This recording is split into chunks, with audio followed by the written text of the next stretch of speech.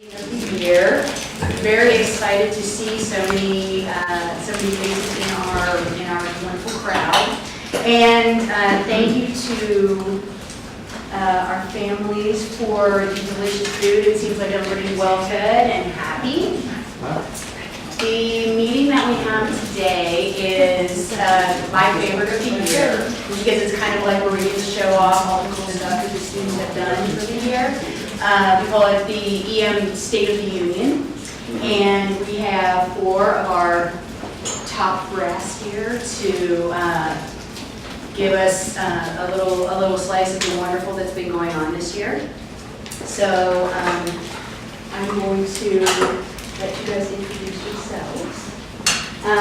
To give all of the accolades, we'll start with, we have Susan and Ernie and Benjamin and Kat, and come on up and take it away. Well, we're going to start with Susan, so. So they don't block the screen. Oh, excuse me. I'm the studio executive producer. My name is Susan Borman. I've been here for about 2 years, right? 5 years, maybe part-time the first 2 years and then full-time the last 3 years. And I'm in charge of the visual effects studio and the animation studio, which we have 2 of. We're going to show you our work this year, what we've been working on in projects. I'm going to show you visual effects work. We also do title work and as well as animation. Up here on the screen is the kind of list of 2D work plus animation title work that we do in the studio that the students have learned how to do that in their academic classrooms. So after I show the reel, if you have any questions, I'm around to answer. And with that, I'm going to kill the lights.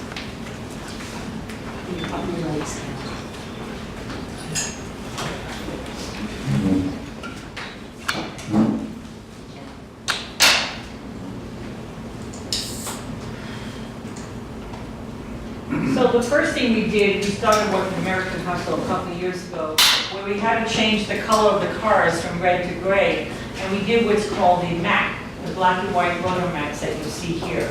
This is what we delivered. We had like 30 shots of that type of work to do. For Stargate, we do what's called green screen keying, where we had to key out all the animals, all types of dogs, and then Stargate would put them into the stands as extras. Now, for now you see me too. This is called monitor burning. So we have to burn in the image, composite it in, we have to track it with reflections and the lighting. For My All American, this is called roto for compositing, where we had a rotor on all the tops of the football players' heads and shoulders and arms, anything that crosses the stands, so that Pixel Magic could put in the CG extras, right? They're all digital. So we did like 40 shots of what's called roto for compositing. For Wayne Back, this was for Hallmark. We did what's called object removal on the left, and also the sign removal. To do a lot of objects removal for shots, as well as we do, this is called rod removal, rod or rig removal. Game of Thrones, we did facial tracking and snow removal. So the director felt there was too much snow on the actors' faces, so we had to remove some of the speckles of the practical snow. In fact, the kids did such a good job at that this year they gave us pimple removal. In fact, don't laugh, but starting Monday, we have 17 shots. So come on down. For Dawn of the Planet of the Apes, this was stereo paint work where we had to work on the left and right plates for the eyes, and we had to remove what's called tracker marker removal, which is something, this is our first job that we did. For the Nick, this was for Steve Sonnenberg. There are non-period air conditioners in all those windows that the artist had removed because it wasn't the period, all right? Plus antennas on rooftops, anything that wasn't the period, as well as ceiling pieces up here. We did 9 episodes for the Nick. So we also do feature and television, okay? Garavan, this was for CBS Digital. We did all the maps for compositing so that they could put in the CG water and sky.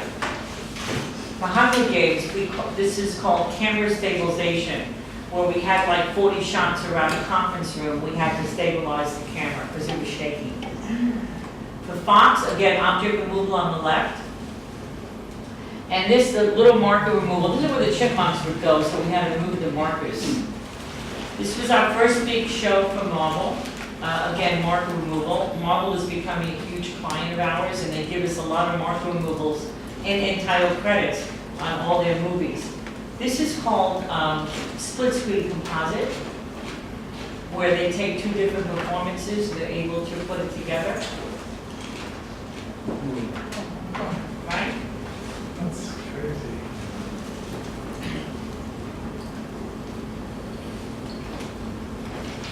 The X-Men, we did worker removal. He's gone. This is split screen and stereo. Another wire removal. For Tim Burton, we had to do wire and power pole removal. It was at night, so it was much more difficult type work to do.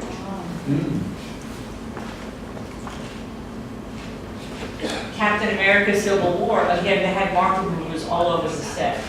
And the reason why they have all the marker removals, they don't know where they're going to put the CG character. Let me stop for a second. Anyone else coming in? That's it?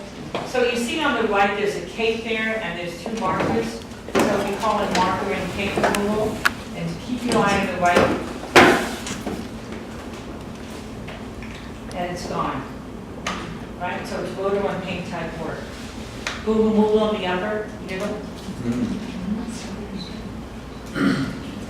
So the types, and I gave you a handout, you can give them, if you want. Remember the handout?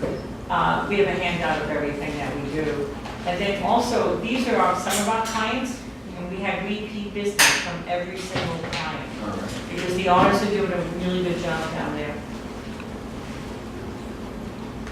So that's part of the visual effects reel. And now I'm going to show you our title reel. Any questions on the visual effects reel? Good, then that means I did a good job. Okay, so this is entitled credits. Sometimes we can do, well, this particular one was a big credit for Marvel, Revenge, our first big credit job. They had over thousands of names, and we had to figure out the spacing and the font and the speed and make the logos for them look nice. This was with some 2D limited animation with credits that they can do. Do they have you match it with the music too, to end at a certain? Actually, that's a good question. The music, they give us the timing. So let's say you got to fit it into 6.5, 7 minutes. The Right. music's already done. We just have to lock our timing to that. Oh. We don't get the music, but they give us the timing. Good Well, question. Yeah, because I noticed in the movies, it all seems to end just right. That's right, because they'll tell me, oh, this is 7 minutes. We have to make sure that the speed, meaning the PPS of the claw, finishes exactly in 7 minutes. That's a challenge to do that. It is, because it's sometimes you can't go that fast on all these credits because they'll get too blurry. Right. So you gotta get a little blur, you gotta finesse it, you gotta change the spacing, you know, the leading. So it is a chore. It takes weeks to get it done. And when they have you guys do it, do your eyes, I mean, is there a certain formula to follow, like what the human eye can actually cover and how fast? We have like a Word doc, and we work in Illustrator, which is one of these Adobe programs. We work in Illustrator, put the text in, and then we move it into what's called InDesign, where we make the checker. And then we work in After Effects to render it out in terms of DPX and QuickTimes. So it takes many versions to get it absolutely right. If I may, Susan, just to answer the question on the speed, in most cases, they're trying to make it legible for the top people, so what they call above the line. Oh, Once you start getting into people below the line, which is, the workers out there in the field, right. it'll go faster and you won't have time to read them. So like in if you have, say, Lord of the Rings or something, they have the thousands of animators, that part just kind At of. that point, they're assuming you're gonna slow it down once you get the DVD. But they're not- Yeah, but we keep it the same speed for the end call. We don't change speeds during the call itself, it's always locked in. But we work with them on we say, look, we need more time because it's too fast. Sometimes they'll give us another half a minute. Again, logos, we have to figure out the layout. They give it to us in color, we have to invert and make black and white. And make it look nice on the page for the shack. This was one of the most difficult shows because if you could see the little, on the end of some of the Y's and J's, you see how it drops down a little bit below? That was very, very difficult font to work with to get it right because of the spacing. I would never work with this font again. It's extremely difficult. But we did it. It just took a lot longer. Great. Doctor Strange, we just did. Again, this is bullets all the way across, and you really have to make sure you don't drop a name, and so we do a lot of proofing of their work. And there we are. This was the first time our artist ever got credit. Oh, wow. Normally it would say additional and titles by Exceptional Mind. Right. And look, they were so proud. This was our the junior artists that started in June, and each one of them, and they were so happy to get their credit on making Oh, it. that's awesome. Oh, Yes, so that was pretty cool. Actual names of the, yeah. Yeah, Nice. in every show, every font, every speed, it's all different, So, but we do more visual effects work than end title credits. But right now, coming up, we have 2 title jobs we're starting this year, in the next few weeks. And we've got HBO, 17 zit shots to do. So we're pretty busy down there now. So, any questions about the title work? No, in the crawls, I mean, Zach shouts out in the movie, yeah! And Doctor Strange when the name is there. These are big movies, no, it's, and Oh, yeah, they're we so loved it. proud to work on. Oh, this. yeah, we love seeing And it. they all get paid, they all get paychecks, and they're learning so much. Yeah. And we need to talk, then you need to talk to Susan because she will be the one that will actually take in that job. Okay? Any other questions? No, then I'm going to pass it on to Benjamin. At the end, there will be plenty more time for questions, but I'm going to let Benjamin do your spiel. Go for it. Also, there's just a little quick caveat that I forgot to say. Because we are filming, because we are on Zoom, because we respect the privacy of our students, any questions that are specific to your students, you're going to want to ask the instructors and the staff afterwards. So any names, let's withhold our children's names. Yeah, except for the ones that are already up on the Okay, so for those of you who don't know me, which I'm not sure is anyone here, my name is Benjamin. I am the principal here. I was the former behavioral consultant moving upwards, and I just kind of want to talk about some of the major systems changes that we're working on putting forth toward next year. So one of the big systems changes we made for those of you who were at the parent orientation was that we moved away from software-based learning to skills-based learning. So that when new software comes in, we have a skills hierarchy that's developed so that we can teach them those skills regardless of the platform we're teaching them. That's also going to allow us to lean out the educational model and hopefully teach the same number of things faster using a process that we call derived relations, which I don't want to get into super crazy, but the simplified version of it is if you learn A to B, you should get B to A for free. So I learned that hola means hello. I should now know that hello means hola. I don't need to be taught that additionally. And so hopefully those transitive relations, those derived relations are going to kind of emerge. And we're creating a hierarchy skills map in between this spring and over the summer once we've evaluated our articulated curriculum, which is what we're piloting this year for the first time. And so far, I think everyone has been super wowed and pleased by it. We're seeing, way richer, deeper learning. And then along with that, it has permitted us to move toward a dynamic assessment system rather than a static assessment system. And I know the first years have heard this explanation like a million times, but I'm not sure everyone else has. So essentially when you use grading like we were using last year, it's a static evaluation. And what you do is you take the average of how somebody was doing at one particular time with respect to one thing. And the example that I've been using is, let's say you take someone who runs the mile, right? And the first time they run the mile, they do it in 20 minutes, so they get a 20-minute grade, and then they do it in 15-minute grade, and then 10, and then 5. Well, what kind of mile runner are they? Well, if you average those all together, you would say 10. But they're actually just a 5-minute mile runner, because that's where they are now. So let's not penalize them, or conversely, and this is just as harmful, let's not help them or aid them with previous past performances. Let's not give them a giant boost because they were great in the beginning of the year, even though they're tanking now. And so we've moved, and we call that the Skills Completed Learning Score, which is SCLS. When you see this, we call it the skills. And what's awesome about that is that at any given moment, we can come in and give you a snapshot of exactly how they're doing right now. Now, it's a little more confusing because the skills go up and down a lot more dynamically than a static assessment would. But what's great about it is that in order for someone to matriculate on, we know exactly what skills they're missing. I don't know this particular field, but I can look at the skills chart and it's literally every skill in a hierarchy that we are teaching them this semester or this entire year at this point, and whether or not they have mastered them. And so it gives us a really quick percentage, which like a grade is really great and easy to look at, but more importantly, it directs us to how do we remediate. Now, along those lines, those are being turned in weekly along with lesson plans. So rather than like semesterly or quarterly grades, which is what we send out at that level, just because it would be too much work to send them out weekly. Although we may think about a more dynamic system for monitoring along those lines. But it's great because then when something goes wrong, we know right away. Like a week doesn't go by where I'm not aware of something that's going on with a student, at least in our full-time account. Sometimes it takes longer when we see somebody one time a week.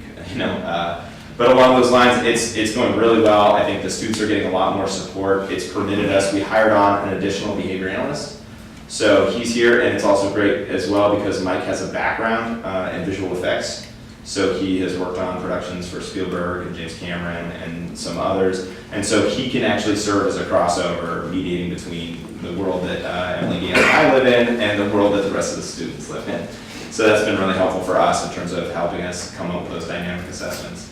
One of the things that we're trying to do, and I mentioned this at the beginning of the year, is that we made some really big shifts with the move to a vocational training day only, and that has been working out really, really well. So by next year, on that vocational day, that will actually be portfolio and applied practice in the third year. So for those who are in the second year moving to the third year, next year there's going to be no vocational training on that day. It's just going to be straight up applied practice, then working towards what they're going to do. That will be an opportunity hopefully for us to bring in mentors, for us to send people down to the visual effects studio or over the animation studio so we can start practicing and programming for generalization along those lines. It's taken a lot of moves. I don't know if you guys have ever done one of those puzzles where there's like one free space. It's been like that with our curriculum, like trying to figure out how to move it around. But we're really excited because we also think that we're going to be able to put it together in a way for this upcoming year where we're going to start specialization tracks in the second year. So the people who are moving from second year to third year, they are going to be able to specialize entirely in the third year. And for the second year, those people pretty much know what they want to do and how they want to do it. And that's already kind of happening now. But it will be like full-time next year because they'll have a full extra day, an extra 20% of the curriculum back.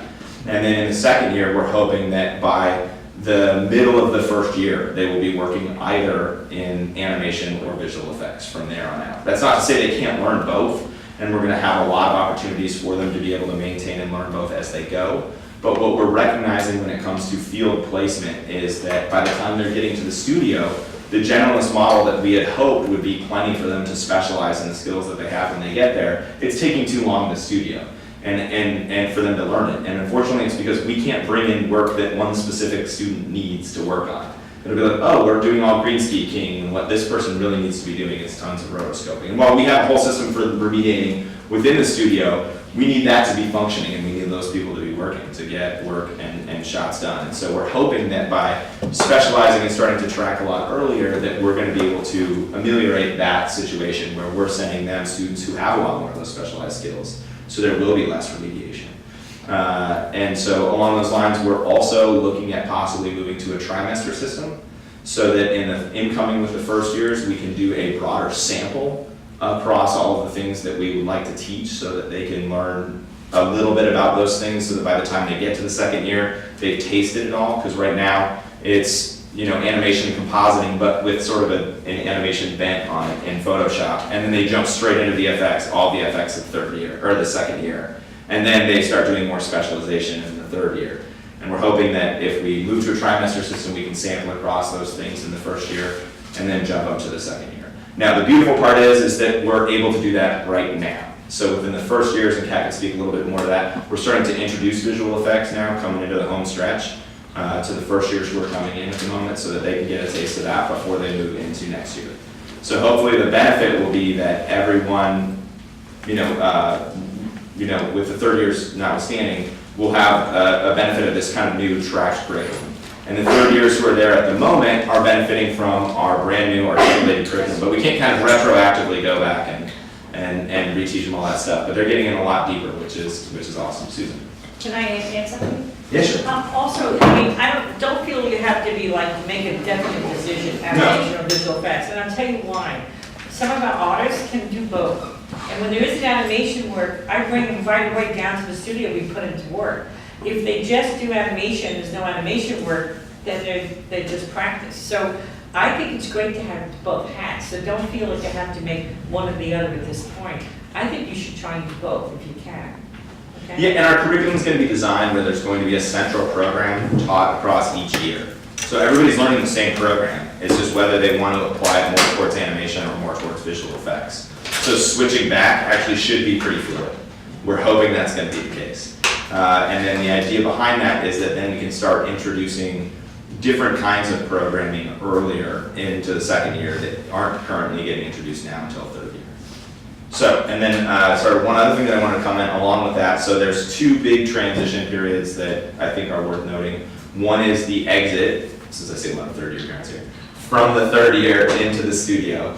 And what we're doing right now to develop is create a stronger test for how someone qualifies for the studio, both in animation and visual effects. And we're working, in cahoots with all of the supervisors that are down there. And because the tests are currently not predictive, we can't say, hey, if you don't pass this test, you don't get a shot at going down there, because we don't know if that's going to work out or not. But the idea behind it is that we're going to test them in all the kinds of works that we have, or the work that we have, and then it's going to be graded not just by our instructors up here, but by the supervisors downstairs, and they're going to get feedback.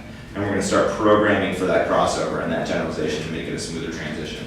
Now, if the testing isn't going well, we're going to have a bunch of remediation opportunities as soon as they graduate to get them up to speed to be able to get down there. Same thing for the behavioral side of things.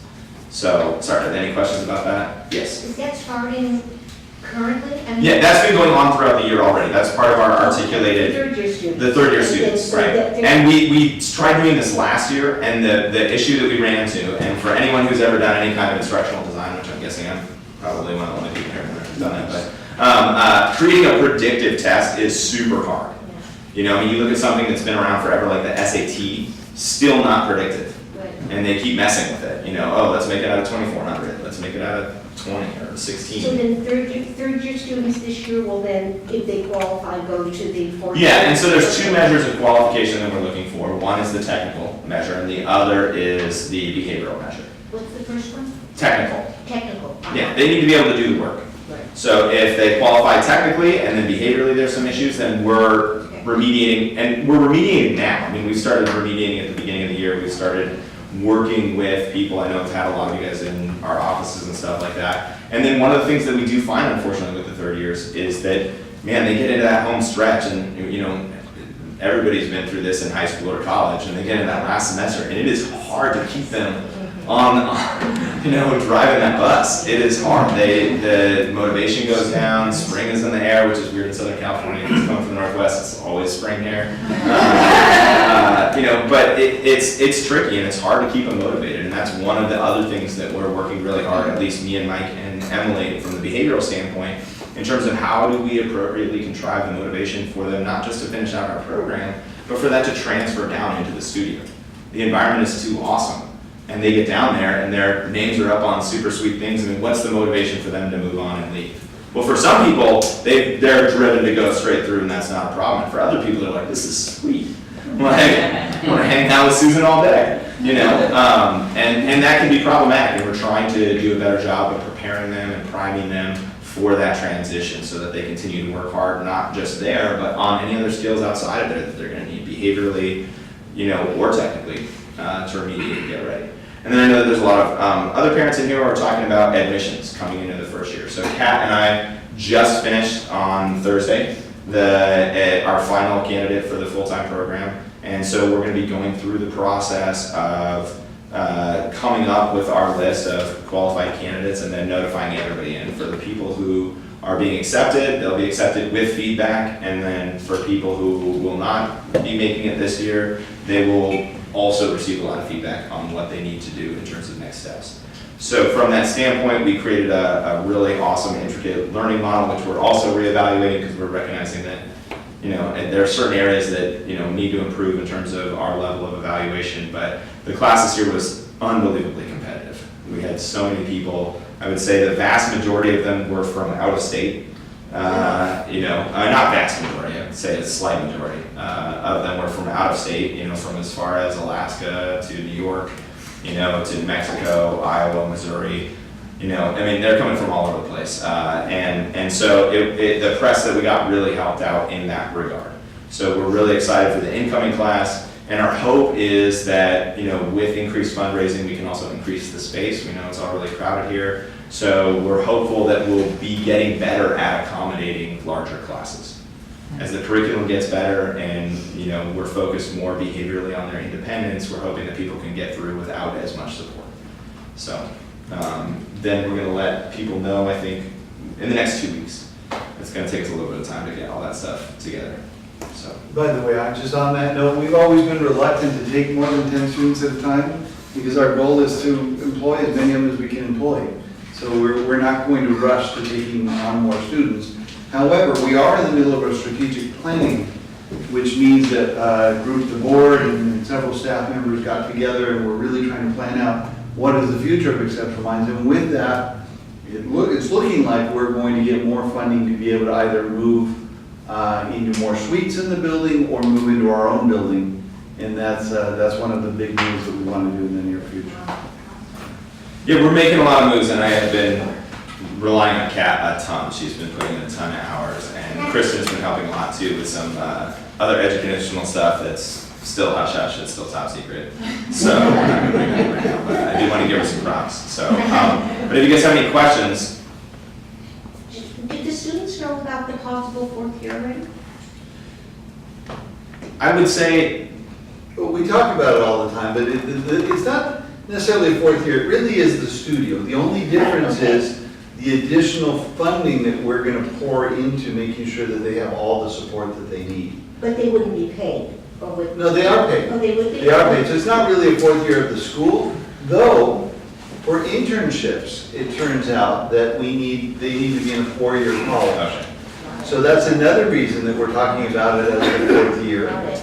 Because if Nickelodeon wants to take on an intern, we need to be able to say, yeah, they're in their fourth year. Yeah, which is, by the way, what we're doing with Warner Brothers, Nickelodeon, and Cartoon Network, is these are designed for 4-year college institutions. And I apologize if that caught me off guard, but there was a bunch of discussions about changing the learning model within the strategic plan, and I know those haven't been decided. And so the way that he described it is totally accurate, which is that we're hoping that, you know, within the studio that there's a part internship education model to it, so that people get in there and they're not quite ready for a lot of this stuff. We have planned remediation for them, if that's what they want.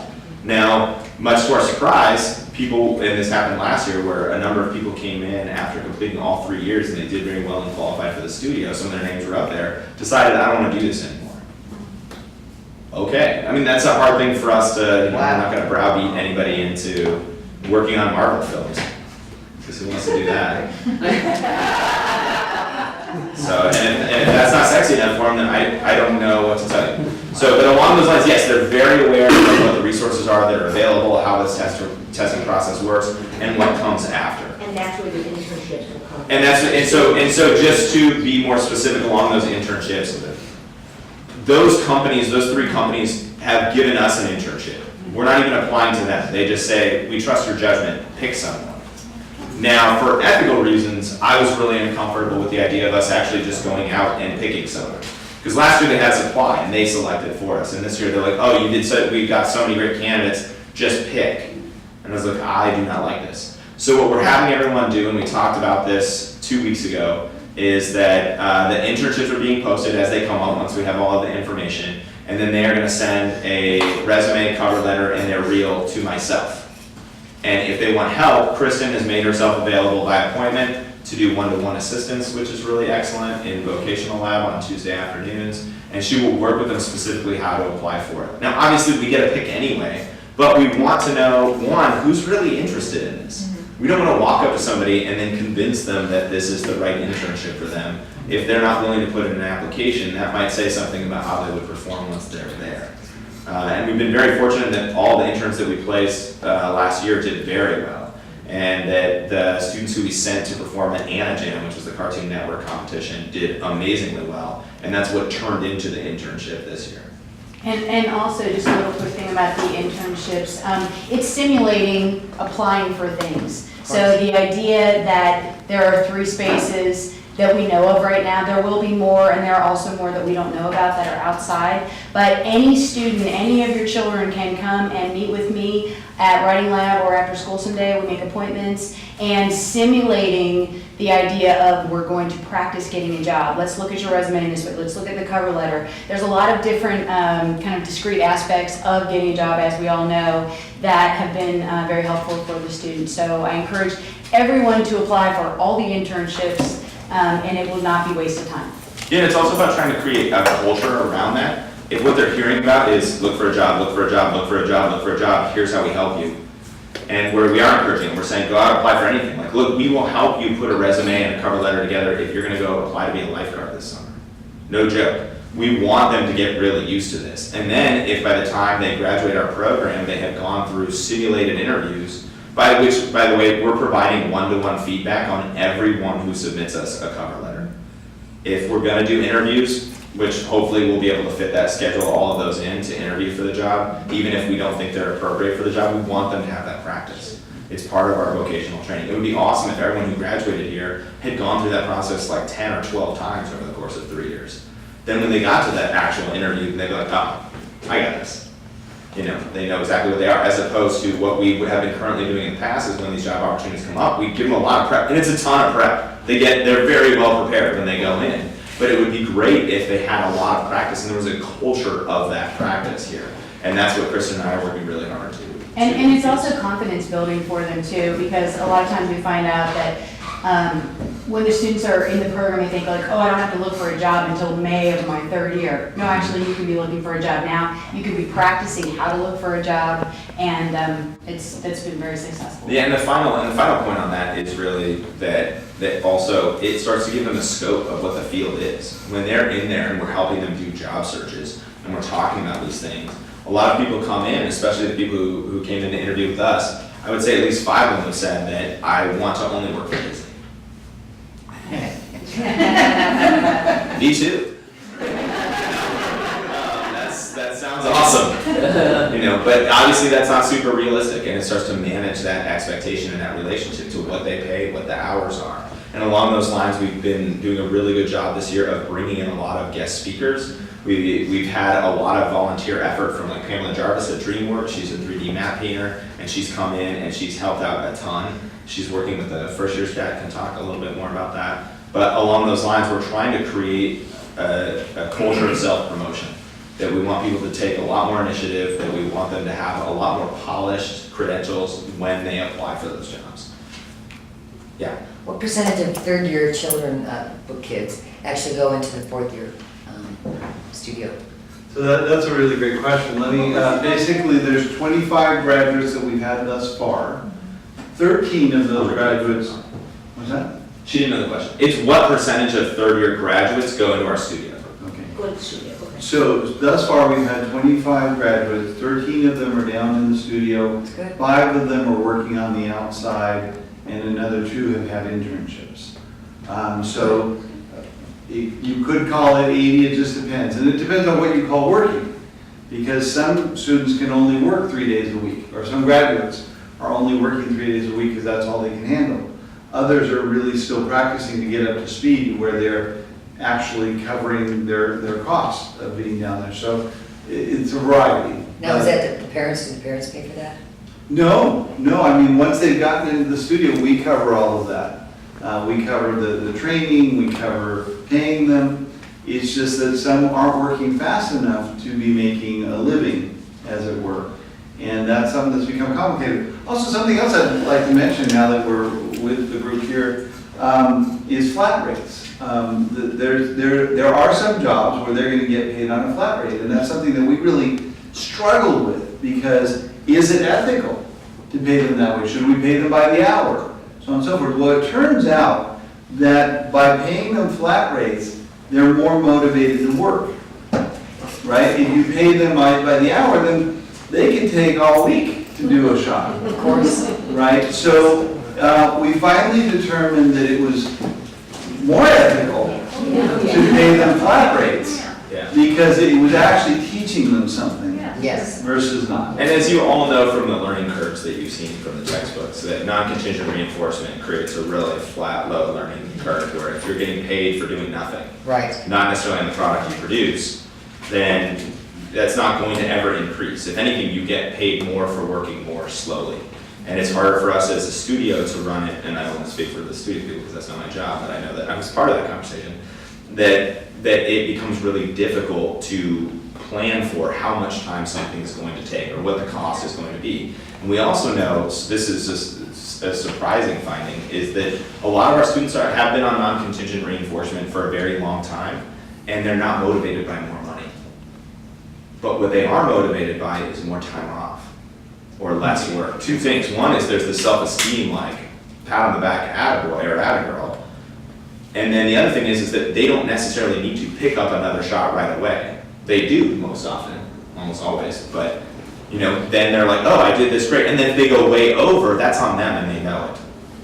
Rather than getting into this thing like, oh, well, how are we going to manage the cost of keeping this person on to finish the shot? Additionally, it simulates the real world. That's the way it works. So they get to leave early if they finish a shot. They love that. Yeah, they get to leave early, So we're putting in different contingencies, like I said, to work to contrive that motivation. And then too, it's a prestige thing too. Like when they do really great work, usually that starts to build up momentum. They're like, oh, I crushed this piece. I'm super great. Yeah, give me the next one. So, And then there's some pride in and the bottom line is that we're better to learn that lesson than here.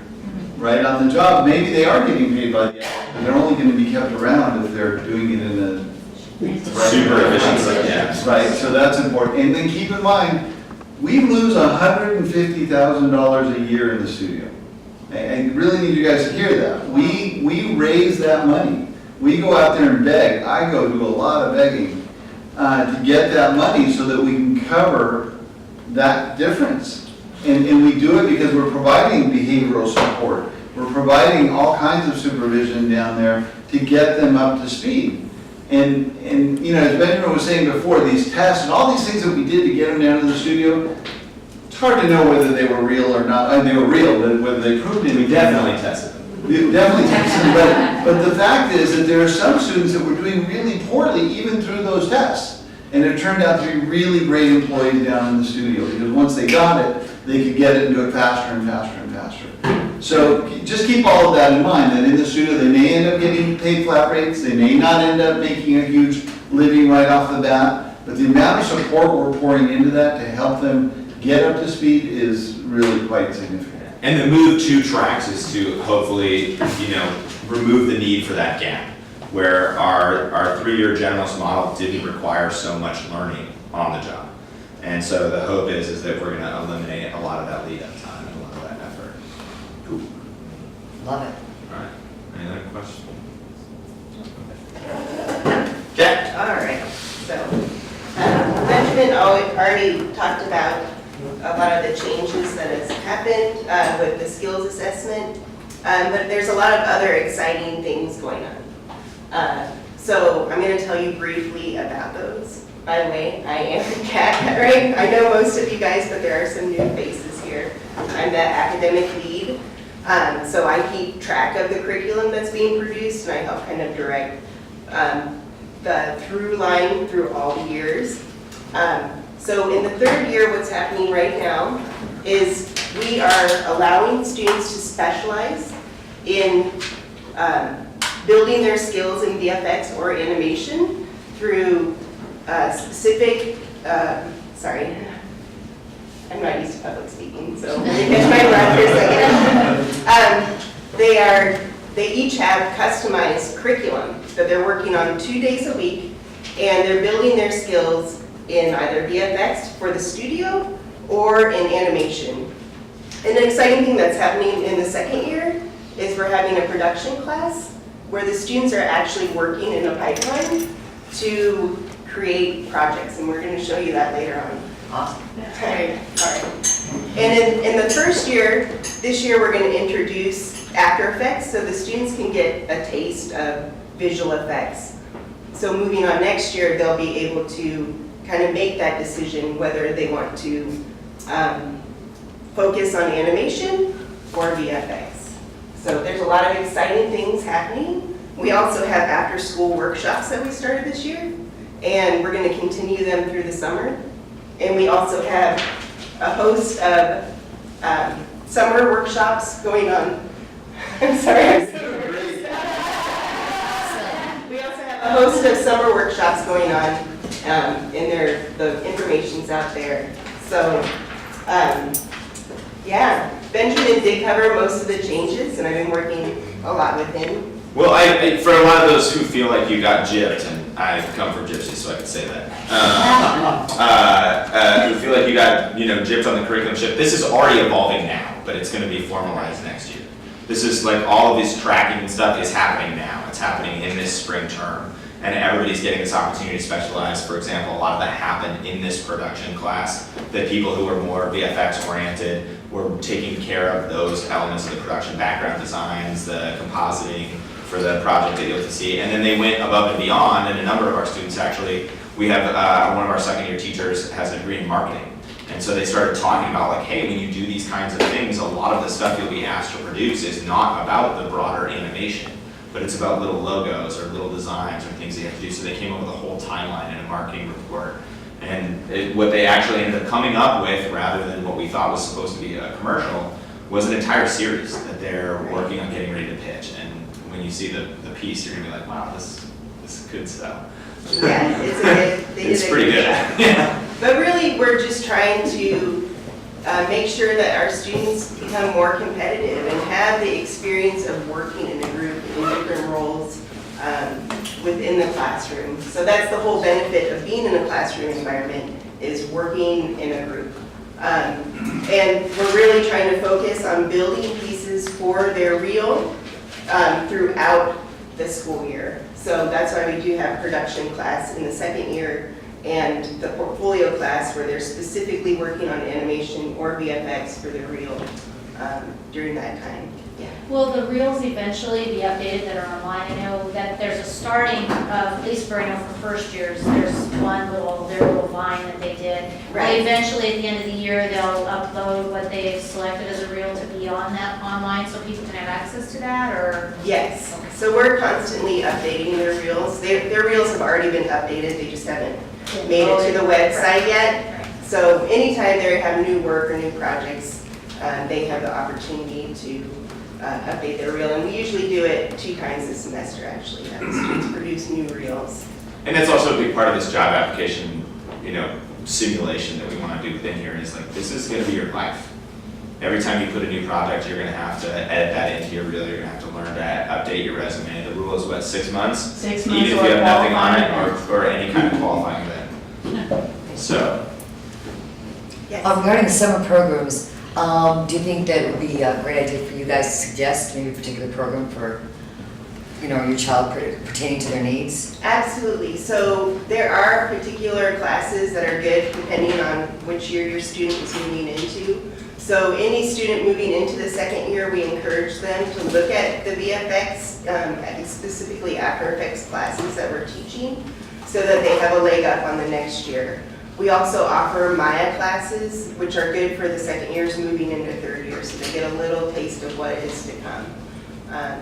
And then for our second years, in some of our first years, We encourage people to apply to be TAs too. We usually recommend specific students who would be good in those positions, but that way they can have experience. And this year, even after our daily workshops, we're going to be offering workshops for our full-time students from around 3:15 to 5:15, I think, through the summer, to keep them engaged in the school and help build some of the skills that they may not be able to. Some of those have already been offered to the students, and some students have taken advantage of those, the workshops. Yeah, so right now we're having after-school workshops for full-time and prep students.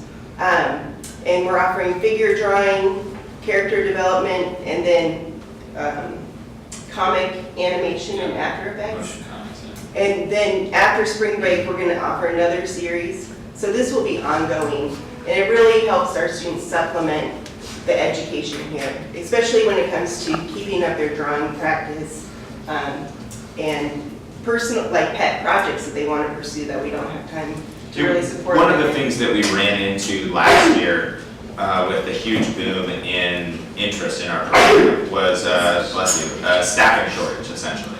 It was hard to get really qualified individuals who could help maintain, the level of integrity with instruction and behavioral support that a lot of our population needs. And our staff were being filled up by people who were here just for part-time stuff. And we weren't able to give the full kind of support and attention that we needed when it was required. And so one of the solutions that was proposed that we started this spring was these after-school workshops. Is that, look, if we know that everyone coming in is of a similar level, i.e. our prep students and our full-time students, then we can do a lot of that remediation in group. And for people who want advancement in those skills, specifically with the drawing, the figure drawing and the character design, then that's something that gives them an opportunity to do so. Additionally, it goes back to this idea of let's create a culture where they want to work to get better all the time, rather than do what's been asked of them in class only, which for a lot of students, I'm not going to say all, and we have some students who we have to tell them to stop working so hard. Along those lines, a lot of students who come through the education system that we currently have, whether they're on the spectrum or not, that's all they learn to do is the bare minimum. And obviously that doesn't fly in the working world. It's really competitive and industry changes. And some of our students who place on the outside really struggle with that expectation. Like, oh, hey, there's a new program. And literally they're like, by next week, we need you to be able to do this in these new programs, Smoke and Flame. And so what did that kid do over the weekend? Nothing. Showed up and they're like, did you learn the program? No. How do I learn it? Where do I get a tutor? You guys didn't tell me. They said, no, we told you. And then we had to help him, and support him in terms of developing those connections to learn that stuff. So we want to start creating that expectation here. And then one unfortunate side effect is we're stressing some of your kids out. We don't mean to. We're trying to be as calm and supportive as possible. But if they're going to be competitive, then a certain amount of stress is created. Yeah. Is there a fee for the after-school workshops? Yeah, so for full-time and prep students, right now it's at a reduced rate from our normal private rates. And I believe it's $450 for a 6-pack of classes. So it's a once-a-week class for $450. Yeah.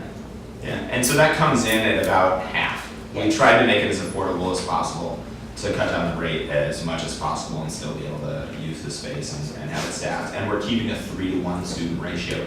So if the class gets up to 6 or 9, we recognize this is about support. Then we add in more teachers. So if there's 9 people in the class, there's going to be 3 teachers in the class. And then that runs once a week for 6 weeks? Right. And that's just in the animation. So rotoscoping is how to do lines, cutouts, basic compositing. So they're taking their favorite comic characters and they're turning them into animation in the program that you would be using for visual effects.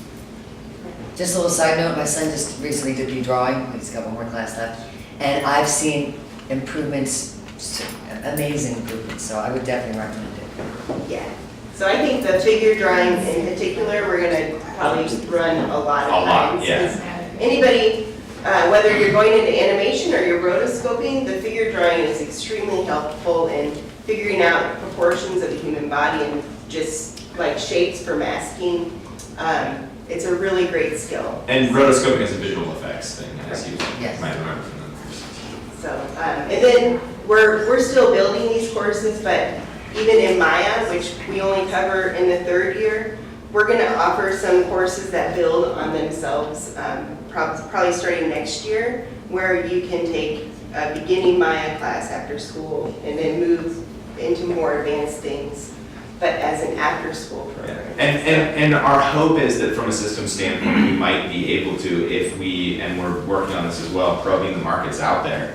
If there's a lot of 3D work out there, we can use these after-school workshops and design to start piloting a through-line curriculum. If we have sequence workshops where you start with like basic intros to this, and then for our 3rd years who are into it, like, oh, you know what, let's work more on lighting and camera movement within the 3D environment so that you can learn to do that better. And then we sequence after that, and then next thing you know, maybe we have people who actually are in fact qualified to start applying for like pre-visualization jobs or 3D production work. And I know that we are bringing some 3D work down into the studio as well. So we know that's the direction it's moving. I mean, anyone who has a phone is like, oh, I know what virtual reality is. You do Nuke also in the summer for the 3rd year? Is there a Nuke class? In the advanced VFX course, I believe that they get introduced to Nuke and they get to try it, and then they do their project in whichever program feels better. For the 3rd year? For people moving from the 2nd year to the 3rd year, yeah. What about the 3rd year? Oh, I see. Right, okay, thanks. Everything's kind of shifting Yeah. forward anyway, so I actually think that probably the 2nd years are going to Next year, they're going to be introduced to Nuke in class, not just in the summer. Oh, good. Yeah. So- And so, sorry, for that conversation, just to provide a little bit of context, there's two general types of programs out there. There's layer-based, which if you use PowerPoint or Photoshop or whatever, you put something on something, on something, on something, on something, and it creates a pretty picture. And then there's node-based, which is, it's more like a weird thought process map where these things like slide in. It's like a timeline looking thing. And what's great about it is that if you guys have ever worked in PowerPoint and you click arrange and you see like a million different things, if you want to click one thing, you need to move it to the top and then work on that and then slide it back to see if it looks right, then move it to the top. And working in Node allows you to work on all of these things side by side because nothing's stacked on, nothing's obscured. If I may, think of it as a flow chart versus a timeline. So in the timeline, you're laying things on a timeline. In the flow chart, you're connecting bubbles to things, and this bubble may add a whole different feature to what this looks like. I don't know if that explains it. It's a complicated concept. Yeah. It's a complicated concept, and what was fairly unfair to the students from a couple of years ago is that the studio started coming in and saying, we need Nuke. Like, we didn't teach them. This is me being like a geeked out, behavior scientist. We give them a lot of examples. Yeah, we give them tons of examples. We give them tons of examples where the features that we vary are the non-critical defining features. So for example, if you're working in After Effects or Photoshop, you can pretty much do the same things.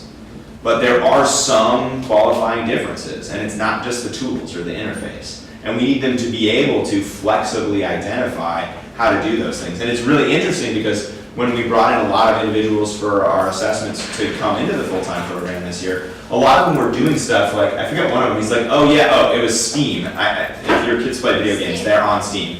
And he's like, oh yeah, they have this weird thing where they make these assets. And he's like, and I just found that I could steal the assets out of Steam and then use their, I forget what it's called, called Real 3D Slayer program. And he made holiday cards. Animated holiday cards where like people are coming in and like slashing each other and blood squirting everywhere. It was hilarious.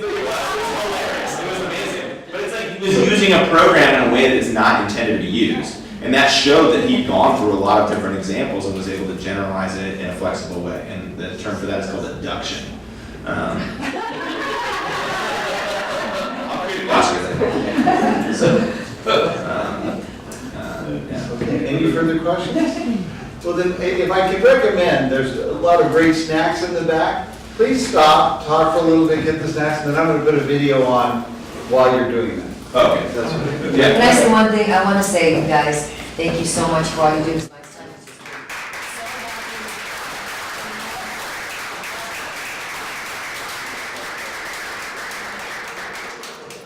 Love them there. Okay, I'm going to call you back to order in about 5 minutes. Celebrate creativity. So all of our students were asked to provide their favorite piece or their best piece of animation And so what you'll see here is a little bit of the stuff that you've seen before, like some of the visual effects stuff. Certainly the zoo is in here, but the rest of it is their personal projects that they put in that they got to show the world yesterday, and it was, they got a standing ovation. It was really quite impressive. Is this any postage or something? Yeah, there should be first, second, and third year should work in there. Now, the names aren't on there. So specifically what your son or daughter did, accost Cat about it. And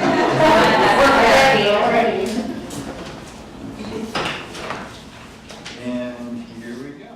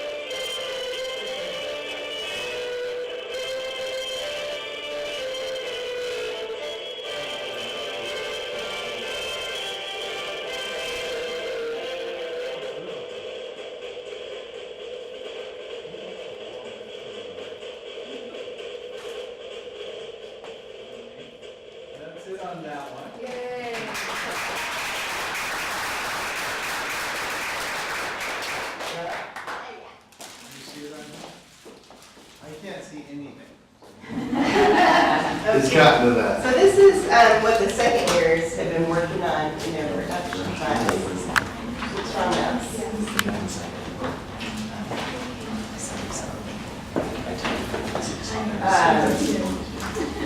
So these guys did a great job working in a pipeline together. They had a marketing team and they had to promote it to the This is the school. second year only. This is the second year only. So I'm going to show you the commercial they produced. Each student had a different role. Some students weren't a part of the actual animation or the VFX, and they solely focused on developing the idea and marketing. So I'm going to show you this cartoon first. And this was also their idea. They pitched each other ideas and voted for the best.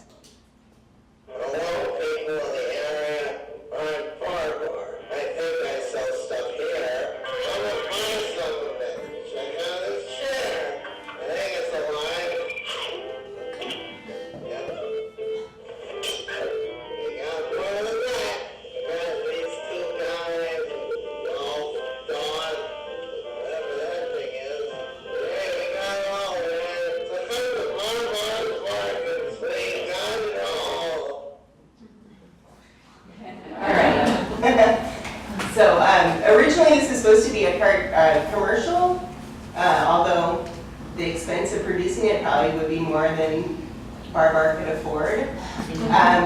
But the students ended up developing ideas for 13-part series. They came up with a budget. So let's see, it's hard for me to see too. Products. Yeah, products. So they came up with different ways to promote it. They came up with strategies to pitch it, you know, assessing the strengths, weaknesses, opportunities, and threats. As well as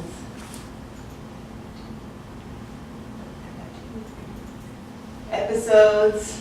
And they laid it out in a beautiful presentation, much better than I'm doing now, of course. And here's their cover page. And also you can see posters all around the school because they had to actually promote it. So this was their first pipeline project, and they did it in about 10 weeks. Isaiah was a big part of this marketing package, just FYI.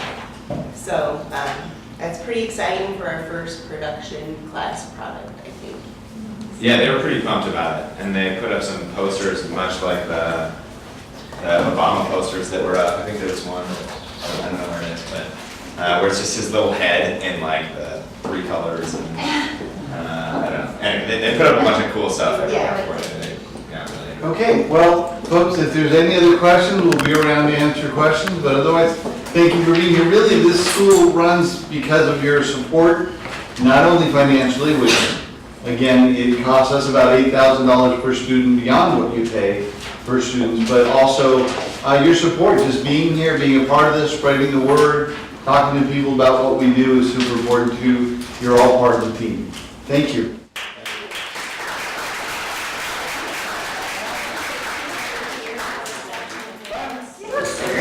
Thank you so much, everybody, and again, just like Ernie said, besides, you know, being the parents for our children, we're their greatest cheerleaders, we're the ones that keep pushing, we're the ones that don't give up. So in relation to exceptional parents, any good ideas, any great ideas, any thoughts, if you're not sure what to do, but you just want to get involved, please contact us, and there's strength in numbers. So thank you so much, and we'll be